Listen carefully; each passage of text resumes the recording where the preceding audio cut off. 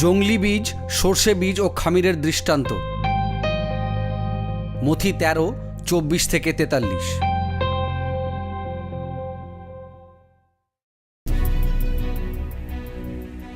এবার যিশু তাদের কাছে আরেকটি দৃষ্টান্ত রাখলেন। স্বর্গরাজ্য এমন একজন লোকের মতো যিনি তার জমিতে ভালো বীজ বুনেছেন। কিন্তু লোকেরা যখন সবাই ঘুমিয়েছিল তখন সেই মালিকের শত্রু এসে গমের মধ্যে জংলি বীজ বুনে দিয়ে চলে গেল। শেষে গমের চারা যখন বেড়ে উঠে ফল ধরল তখন তার মধ্যে জংলি ঘাসও দেখা গেল। সেই মালিকের মজুররা এসে তাকে বলল, আপনি কি জমিতে ভালো বীজ বোনেননি? তবে জংলি ঘাস কোথা থেকে এলো? তিনি তাদের বললেন, এটা নিশ্চয়ই কোনো শত্রুর কাজ।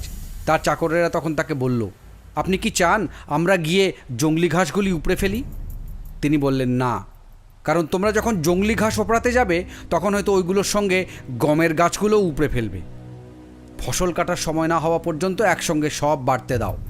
পরে ফসল কাটার সময় আমি মজুরদের বলবো তারা যেন প্রথমে জংলি ঘাস সংগ্রহ করে আঁটি আঁটি করে বাঁধে ও তা পুড়িয়ে দেয় এবং গম সংগ্রহ করে গোলায় তোলে। যিশু তাদের সামনে আরেকটি দৃষ্টান্ত রাখলেন।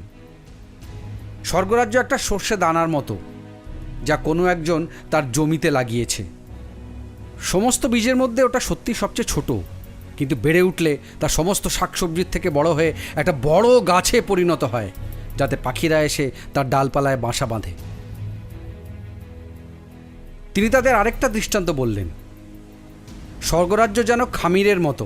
একজন স্ত্রীলোক তা নিয়ে একতাল ময়দার সঙ্গে মেশালো ও তার ফলে সমস্ত ময়দা ফেঁপে উঠল। জনসাধারণের কাছে উপদেশ দেবার সময় যিশু প্রায়ই এই ধরনের দৃষ্টান্ত দিতেন। তিনি দৃষ্টান্ত ছাড়া কোনো শিক্ষাই দিতেন না, যাতে ভাববাদীর মাধ্যমে ঈশ্বর যা বলেছিলেন তা পূর্ণ হয়। আমি দৃষ্টান্তের মাধ্যমে কথা বলবো, জগতের সৃষ্টি থেকে যা যা গুপ্ত থেকে গেছে সেগুলি প্রকাশ করব। পরে যিশু লোকদের বিদায় দিয়ে ঘরে চলে গেলেন। তখন তার শিষ্যরা এসে তাকে বললেন, সেই ক্ষেত ও জংলি ঘাসের দৃষ্টান্তটি আমাদের বুঝিয়ে দিন।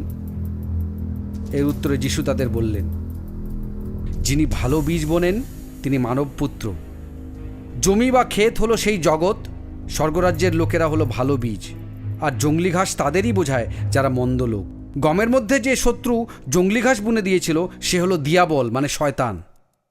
ফসল কাটার সময় হলো জগতের শেষ সময়, এবং মজুররা যারা সংগ্রহ করে তারা ঈশ্বরের দেবদূত। জংলি ঘাস জড়ো করে আগুনে পুড়িয়ে দেওয়া হয়। এই পৃথিবীর শেষের সময়ও ঠিক তেমনি হবে। মানবপুত্র তার দেবদূতদের পাঠাবেন, আর তারা তার রাজ্যের সমস্ত বাধা ও দুষ্কর্মগুলিকে জড়ো করে অগ্নিকুণ্ডে ফেলে দেবেন। সেখানে লোকে কান্নাকাটি করবে ও দাঁতে দাঁত ঘষবে। তারপর যারা ধার্মিক তারা পিতার রাজ্যে সূর্যের মতো উজ্জ্বল হয়ে দেখা দেবে। যার শোনার মতো কান আছে সে শুনুক।